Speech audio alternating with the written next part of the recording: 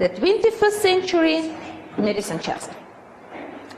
And the reason we are talking about it is because we realized that even though we live in the 21st century, our medicine chest is pretty much the same as our mothers, our grandmothers have, maybe just a little bit more sophisticated. Maybe they didn't have aspirin or Motrin, they called it differently. Maybe Band-Aid became a little more sophisticated. But the most sophisticated piece of equipment in our medicine chest is still a thermometer, right? But guys, we are in 21st century. Remember, we had this wonderful TV series, Star Trek, and they had this healing device, this universal healing device, that you would take, you put on a human body, and it will heal a human body right in front of your eyes in a matter of minutes. Well, that was when? It was 50th, right? The Star Trek, the 60th, the first release, the original one. So one would think if we are 21st century, we're like 2009, we should have that already. And if we would have this already, so where is it? Why we are still sick? Why we are not getting healthier? Why is that medicine that's supposed to take care of us, our medical system and medical industry, why doesn't it have those devices all over, and why doesn't it help us to be healthier? It seems like chronic diseases, epidemics of chronic diseases, does not slow down. It's just an opposite. Every year brings a new scare. And human immune system runs down, and we have epidemics of osteoarthritis, cancers, you name it. It's not getting better. So why it's not getting better? So what is happening? We have such great advances in technologies. Look how even computers are evolving fast. Cars are evolving. Everything is evolving. But it seems like the health is still there, and it's not just there, it's actually kind of running down. If you look at the World Health Organization statistics, it's pretty scary. And by the way, the third leading cause of death, do you know what it is in the States, in North America? Doctors. Officially, the third leading cause of death. Meaning mistakes, misdiagnosis, side effects of drugs, surgeries, and stuff. And that's only registered in the main hospitals and facilities, only the registered. And what about all the side effects and people dying of side effects of drugs a year or 2 years down the road, which we don't even know? So it's quite scary statistics. So why is it happening? There is a reason to it, actually. Interestingly enough, medical science, with all these advances and all new drugs and all new equipment, is so far behind from every other science. It's not even comprehensive. In 1905, Albert Einstein came up with his famous formula, right? Everyone knows it. E equals mc squared. We not just study it in schools, it's blasted all over. It just becomes fact of life. We all know it. Our kids know it. But let's look at the formula. What does it actually say? School physics will tell you that it establishes a correlation between energy and matter and measures the amount of energy that mass can have if it's accelerated with the speed of light squared. But if you listen to Albert Einstein, and if you Google it, if you go to Wikipedia and Google this particular formula, you can have an audio, a little 1-minute audio of Albert Einstein actually introducing his formula. It's very interesting. It's a little difficult to hear because it's like the sound, of course, it's a long time ago. It's 100 years ago. But he is saying what this formula means, and what you will hear from his own, from a horse's mouth, that he actually establishes a correlation between energy and matter, that it's the same thing. Energy is matter, and matter is energy. It's two sides of the same coin. There is no difference between one or the other, and one can become the other. Energy can become matter, and matter can become energy. So that's the idea behind that formula, and that was 100 years ago. Since then, we have a development of what we call a quantum physics, and quantum physics actually gave the very, very hard scientific facts to prove that this formula actually works. And quantum physics discovered little particles that go and become energy, and then condensed energy becomes matter. And they constantly change. And what is interesting, we can do it, we can change the matter, we can manifest the matter with our intention, with our thoughts. Scientists found the particles that become life, become existent, only because you think of it. Your thought materializes things. So just think about it, and it's all, guys, if you go and really interested in that subject, you can Google it, you can go and study it. It's all proven scientific facts. But what does it mean to us? What it means to us is there is no much difference between our energetic being and our physical being. And our energetic body, our energy, very much affects our physical body and, of course, our diseases and disorders in our health. It's very much, thoughts are very much material. Thoughts become energy. Energy becomes matter. And the other way around. But if we know that, if this is proven, and conventional medicine, mainstream medicine, is looking only at our physical body, then we get a gap, then we get a dissociation. Then we have a science that looks only on one little isolated part of the much bigger whole. And if we have that, obviously the science is doomed to get it more often wrong than right. Materia or matter or stuff is just about 1/billionth part of the manifested cosmos. Just one tiny billionth part. The rest is energy, informational fields. So 21st century medicine looks more at the informational and energetic aspect of our being, much more than on a physical one. And that's the main difference. You guys, in your purple folders, you have the little diagram that we put for you, like this one. And on the top of this, you have this information, energy, matter relation.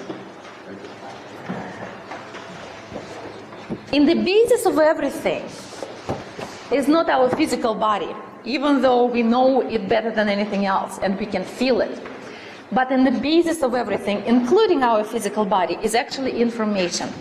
We already know that informational fields or informational matrix organizes the energy. It determines how the energy will flow. And the organized energy, when it's in condensed form, will create a matter, will create everything, including our physical body. Information is much bigger than everything else. And old systems of medicines, like acupuncture, like Ayurveda, all knew that. But more than that, your Bible has that. Because it says in the beginning it was what? A word. And what is a word? A word is information. And that's in the beginning of everything. So your information, that's what you need to work with if you want to really get down to fixing problems of your physical, fixing problems of your, well, liver, of your muscles, of your bones. You need to work with information, your informational field where this is all written. Through the energetics. So we have the conventional medicine, which looks mostly at the physical body, and 21st century medicine which looks more on information, a little bit on energy, and on matter, it's basically the last thing to consider. So when we, yeah, that's a relation between three you have. When we consider that pyramid, information, energy, matter, what are we trying to achieve, and what is a health? What is a condition of health in the human body? There is a notion which we call coherence. Coherence is a very interesting phenomenon. Coherence is not a perfect order, and it's not chaos. It's a midst. It's a golden midst. We always give that image. Imagine that you have an orchestra that plays beautiful symphony. If every instrument in orchestra, and they're all different, they all have different frequencies. If every instrument in that orchestra plays not listening to each other, you will not have symphony at all. You will have just chaos and a whole bunch of sounds. If everyone plays the same melody, it's a perfect order, but it's not a symphony, because everyone just plays the same thing. The symphony only becomes possible if every instrument plays its own part, which is different, but they all correlate, they all harmonize, and they all listen to each other, and they all communicate. So they play as a perfect team, and then we have a symphony. So we call it the orchestra of life. Imagine that every molecule, every cell in your body is an instrument, and every molecule has its own oscillating frequency. But when they all harmonized, we have the state of coherence in the body, state of inner resilience, state of perfect communication between all the parts in the body. And everyone plays its own role, and the body plays a symphony of life. That's health. No dark angles, no energy cysts, no clouds, nothing stops information flowing freely throughout your entire body. That condition is actually called self-induced transparency, when your body is virtually transparent for transmission of information. That's health. Now, when our waves, our frequencies get out of sync, then we get sick. And the most incoherent condition in the human body is cancer. That's probably the most incoherent state. And cancer involves, of course, the entire system, not just one part of it. When we have condition of coherency, the body becomes super radiant, transparent. And you know, sometimes you meet a human being, just meet, and you just want to be in the presence of that person. Did you experience that, guys? People say Dalai Lama has that field around him that expands actually for the entire room like this. That would be something just, person is just radiating. Like there is it can be a state in our life when we radiate and we become what? Radiant. When we're in love, we are radiant.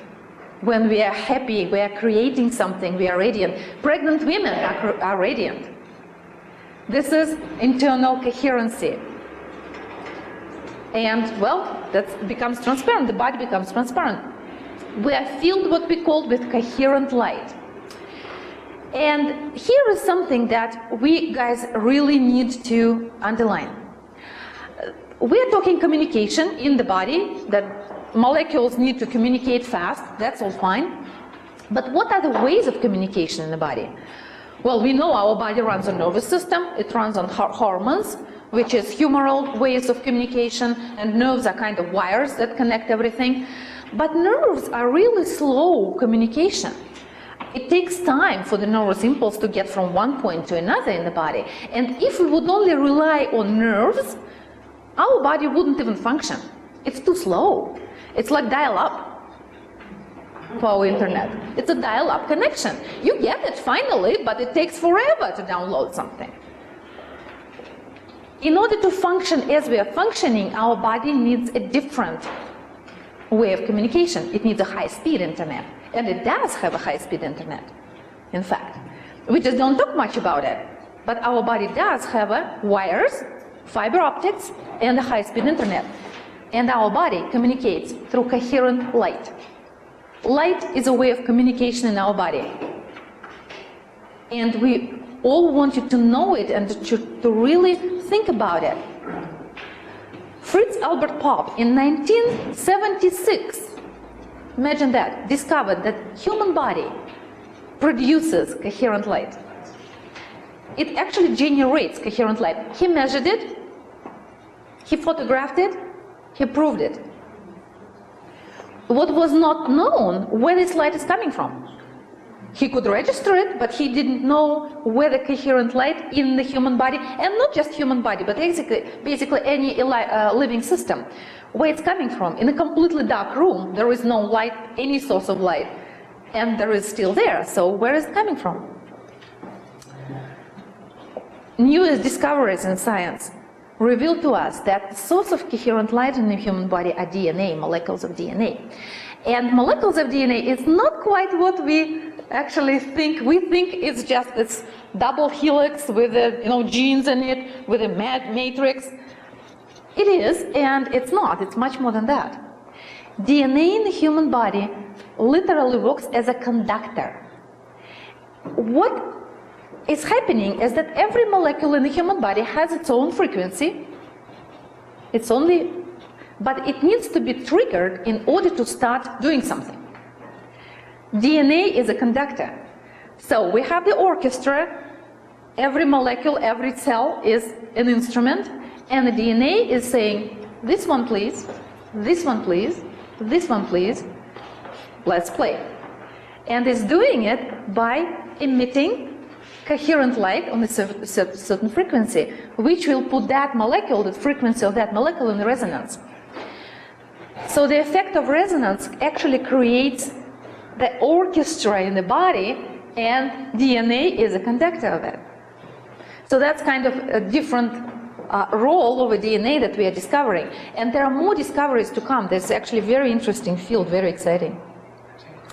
Now, okay, well, let's say DNA produces coherent light, but how this coherent light gets to the cell? How it's being transmitted to the cell or to the molecule? Well, our body has a high-speed internet, and it has fiber optics, virtually fiber optics. What people are discovering now, scientists, is that the role of fiber optics are played a little structure called microtubules in the cells. Microtubules, and they are like over there, they are believed to be like just a skeleton of a cell. For a long time, people thought it's just a skeleton, so cell, can have the structure. But now what we are discovering that the structure of a microtubule is very unique. It has certain proteins that are called tubulins, which create the kind of a skeleton of it. And the inside of this tubule is filled with water, but not just any water. It's a coherent water. It's a structured water. And I'm sure by now you all guys know about wonderful studies of Japanese Dr. Emoto, who photographed water which is in a condition of incoherence and condition with coherence, exposed to coherent vibrations. It looks totally different, and it looks like this. So on the top, you can see the water, photographed water, frozen photographed water, which was exposed to incoherent vibrations of hatred, of heavy metal music, of just something incoherent. And on the bottom, the water, frozen flakes of water, or snowflakes of water, that were exposed to the love and gratitude and to the peace and after prayer. So that water keeps the structure of information that was put into the water. What is very interesting in a way that it can create coherent domains and carry this information and keep this information for a very long time. So water in those little microtubules is structured, it's coherent. And because it's well structured, the information that was generated by DNA can be instantly, literally instantly, transmitted to any part of the body. So DNA can really conduct and making sure that the orchestra in the body plays what it needs to play. And of course, because we are 75% water, we all want our water to look like snowflakes, beautiful snowflakes, right? Not any other way around. With this being said, just always think about what you're putting in your body and what you're exposing your body to, and just think about your water and how your water looks just in this very moment. Hopefully at this very moment your water looks just nice, just fine. Now we already know that if we are coherent and we are all, our orchestra plays well, we are in the condition of superradiance and self-induced transparency. Now when we have that, conventional medicine has a term for it. Even conventional medicine has a term for it. And this condition is called homeostasis.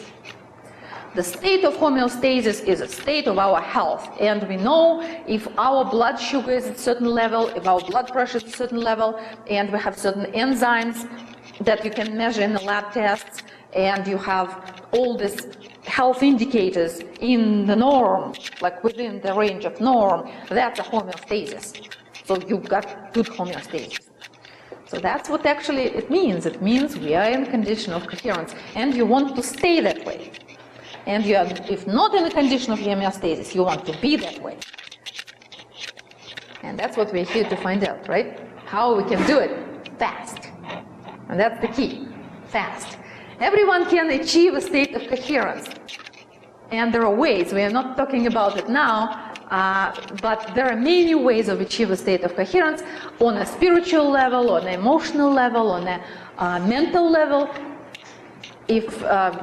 If you work on all these levels, because you are a sophisticated being in unity of your body, mind, and spirit, so you want all these levels to be coherent, and you want to start with your spiritual self, and you want to start with a system of beliefs, and then move to your emotional sphere and your mental, your clarity of your thoughts, and unconditional love is your primary emotion. Of course, you have to work on it yourself, and this is a great way of achieving a state of coherence. But it may take time, right? It's not easy to change your system of beliefs or teach yourself unconditional love when everyone around you is not conducive, let's say, just put this way. It's not conducive to keeping that state. So it's not easy. It's possible. And sane people do that, but it's not easy. And when we are falling out of that state of coherence, then our physical body responds, and it responds in not a nice manner. It gives us diseases and disorders, because that's what our body is here for. Our body is a wonderful vessel, which is given to us to enjoy. We are spiritual beings having a human experience. Not the other way around, right? We are not human beings having a spiritual experience. So our spiritual being wants to experience this wonderful state when we have our five senses to enjoy. And we are here to enjoy what this world is given to us in this our lifetime. So let's do that. Let's make sure that our body serves us well. And let us enjoy what we are here to enjoy. Because just think about it. If we all have passions. We all do have irrational passions. Some people collect cars. Some people play golf, and they get really expensive golf equipment. And people buy things, very expensive things, because it's their passion. And because we are so passionate about it, we dedicate our life to it, and we put our life savings into it. People buy, even people of restricted means, buy very expensive things if it's their passion. It may be irrational, but it's still a passion. But if you get what you want, if you got that thing that you always wanted, but you don't have your health to enjoy it, what's the point? You will have it. You can have the best Ferrari in the world, but it will sit in a garage if you cannot enjoy it, if you don't have your body to really ride in it and you be happy and be joyful. And the same thing with the golf. If you have the best, I don't know, the club, right? But if you have a frozen shoulder that wouldn't allow you to do that swing, what's the point to have the best equipment in the world? So people invest a lot of money into something that they really want. But if you don't take care of your main possession, your most probably valuable investment that you can make, it's your physical body, to enjoy the rest, then the rest basically actually doesn't make any sense. But sorry for that little detour, but it just surprises us so much that people do experience healing miracles, that they see, okay, that works, but they say, well, but it's too expensive. But say, well, what kind of car are you driving? And that's like $50,000 SUV. But don't you think you can enjoy that SUV more if you have your body? So it's just our system of priorities sometimes is really interesting.